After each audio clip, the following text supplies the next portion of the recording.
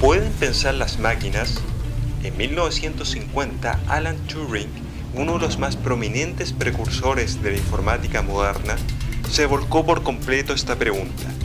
Creía que esta cuestión era demasiado vaga y muy difícil de comprender y que quizá sería mejor preguntar cuándo una máquina podía ser erróneamente confundida con una persona pensante real. Así, propuso el siguiente experimento. Imagina que estás en una habitación de cara a una barrera y detrás de esta barrera hay un ser humano y una computadora. Puedes hacerles preguntas tanto al humano como al ordenador, pero no sabes quién es quién. Tu tarea es determinar cuál es el humano y cuál la computadora, basándote en las respuestas recibidas a tus preguntas. Puedes hacer preguntas sobre cualquier materia. Por ejemplo, ¿dónde es el mejor sitio para comer en la Quinta Avenida en Manhattan? ¿Qué opinas sobre la estructura de los gobiernos federales? ¿Te gustan los patos asados? Según Turing, cuando lleguemos al punto en el que no podamos distinguir quién es quién, entonces habremos construido una máquina capaz de pensar, una inteligencia artificial propiamente dicha. Este es el famoso test de Turing, aplicable a inteligencias artificiales. Una referencia cultural divertida de este test es la película Blade Runner, donde el personaje de Harrison Ford tiene por misión descubrir réplicas en la sociedad humana. Por un lado tienes la sociedad humana y por el otro robots que parecen humanos por su aspecto y comportamiento y que Harrison Ford debe diferenciarlos aplicando algo similar al test de Turing. Una película más explícita a este respecto es la reciente Ex Machina. Ahora, ¿qué tan bueno es el test de Turing para determinar si una máquina puede pensar? Hay una serie de problemas que los filósofos han planteado. Para empezar, está basada en el lenguaje, por lo que mide el grado de inteligencia para comunicarse a través del mismo.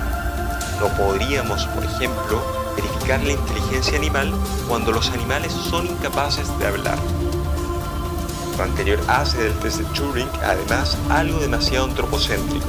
Lo que estamos comprobando es si una máquina puede pasar por un ser humano y parece muy chauvinista pensar que la única inteligencia digna de estudio es la humana.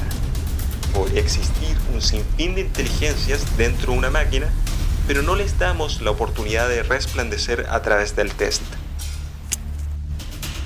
El tercer problema con esta prueba es que no toma en cuenta el estado interior de la máquina. De todos los citados, este es probablemente el problema más radical. ¿Qué queremos decir con estado interior de la máquina?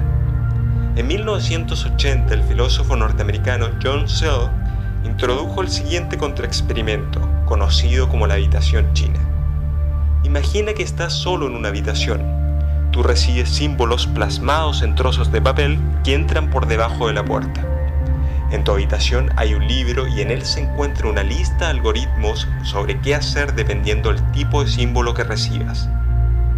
Por ejemplo, leerías algo como esto: si recibes un símbolo del tipo A, responde con un símbolo del tipo B. Recibes un flujo constante de símbolos y tú consultas tu libro. El libro te da las instrucciones para tu respuesta.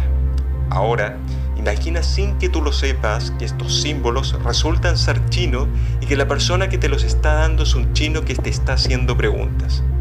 Lo que está pasando es que estás recibiendo preguntas y tú, en efecto, estás dando las respuestas. El libro de reglas es tal que estás dando respuestas muy coherentes. De hecho, te percatas de que eres como una máquina capaz de pasar el test de Turing. El chino del otro lado realmente está convencido de que está hablando con otro hablante chino. La gran cuestión que plantea Searle es si tú, la persona dentro de la habitación, no hablas chino, serías incapaz de conversar con la contraparte china detrás de la puerta de una forma coherente, de donde se infiere que tú te portas como si entendieras chino, pero no tienes en realidad ningún entendimiento de ese idioma. Simplemente te limitas a consultar las reglas en el manual. Searle recalca que así es justamente como funcionan los ordenadores. Reciben órdenes y acto seguido su programa es como este manual porque les dicta qué tipo de respuesta deben dar. Así que reciben la entrada, la revisan y consultan una lista de reglas y basados en una entrada determinada, dan una salida de la misma índole. Este es el argumento de Searle. Según él, un sistema, independientemente de su complejidad funcional, incluso si es capaz de superar la prueba de Turing, que solo considera las propiedades sintácticas o estructurales, esto es, los símbolos, las formas que recibe, jamás llegará a ser un sistema de pensamiento propiamente dicho, porque nunca tendría intencionalidad.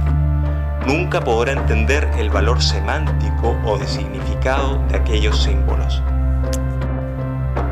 Con todo, no seamos tan severos. En realidad, Turing puede que jamás haya tenido intención de radicalizar la cuestión de la conciencia en las máquinas. Quizá nunca quiso decir que la máquina que superase su famoso test tendría su propia mentalidad. Tal vez lo que quiso decir es que si una máquina puede superar su prueba, entonces vale la pena examinar cómo está estructurada.